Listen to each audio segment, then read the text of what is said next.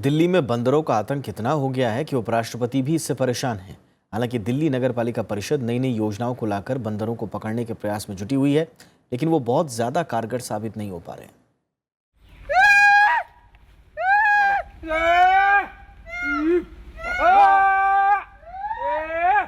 ये तस्वीरें आपको हैरान कर रही होंगी, लेकिन आजकल नई दिल्ली के कई इलाकों में बंदरों के आतंक को कुछ इसी तरह से कम करने की कोशिश की जा रही है।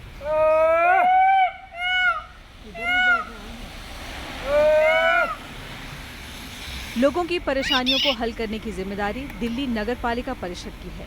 लिहाजा एनडीएमसी लंगूरों की जगह लंगूर की आवाज निकालने वाले लक्ष्मण का इस्तेमाल बंदरों को भगाने के लिए कर रही है।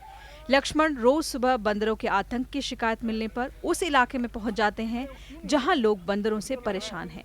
कभी लंगूर की आवाज निकालकर या फिर गुलेल से डराकर बंदरों को भगाया जाता है। अब आप सोच रहे होंगे कि आखिर लंगूर का इस्तेमाल क्यों नहीं किया जा रहा।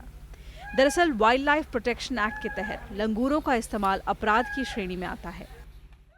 यहाँ लोग बाग बंदरों से परेशान होते हैं, इस चक्कर में एनडीएमसी ने मुझे बंदर भगाने के लिए रखा गया है और हमारी कोशिश यही रहता है कि हम जहाँ भी जाएं वहाँ पे बंदर भगाएं।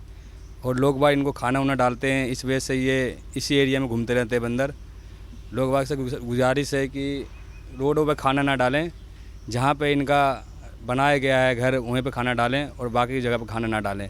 हमें दिक्कत होती है बंदर भगाने में। एनडीएमसी ने लक्ष्मण की तरह ही करीब 25 लोगों को बंदरों को भगाने के लिए तैनात किया है। इसके अलावा जरूरत पड़ने पर बंदरों को पकड़ने के लिए जाल भी बिछाया जाता है। आंकड़ों के अनुसार अप्रैल 2017 से लेकर मई 2018 तक एनडीएमसी के पास बंदरों के आतंक की करीब 300 शिकायतें दर्ज हुई। ये तो वेल नोन फैक्ट है कि पॉपुलेशन मंकीज़ की डे बाय डे बढ़ रही है। उसका रीज़न यही है बिकॉज़ उनको खाने को अच्छा फूड मिल रहा है और वो ब्रीडिंग ज़्यादा कर रहे हैं कंपैरेटिवली। अगर वो फॉरेस्ट एरिया में रहते हैं तो वहाँ खाने को कम मिलता है।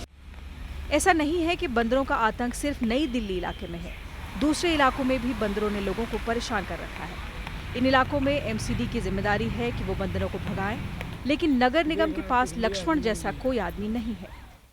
दिल्ली नगर निगम के मुताबिक अप्रैल 2017 से लेकर मई 2018 तक बंदरों के काटने की 977 शिकायतें आई हैं। सबसे बड़ी समस्या है कि बंदर पकड़ने वाले नहीं हैं। हम बार बार विज्ञापन भी देते हैं और 1200 रुपये एक बंदर को पकड़ने के लिए निर्धारित किया गया है और दक्षिणी नगर निगम तो 2400 रुपये तक भी दे रहा है, लेकिन उनके पास भी इसके लिए अच्छा कोई रिस्पांस नहीं मिल रहा हमारे को। दरअसल प्रशासन बंदरों को पकड़ने के बाद उन्हें Asola Bhati wild life sanctuary में छोड़ देता है, लेकिन वहां पानी और खाने की समस्या के चलते बंदर जंगल छोड़कर आबादी में चले जाते हैं। राजधानी में बढ़ते बंदरों का आतंक संसद की गलियारों में भी गूंजा। प्रशासन की ओर से की जाने वाली कोशिशें लगातार जाया होती जा रही हैं, क्योंकि ना तो बंदर पकड़ने वाले लोग मिल रहे हैं और ना ही कोई ठोस उपाय सामने आ रहा है।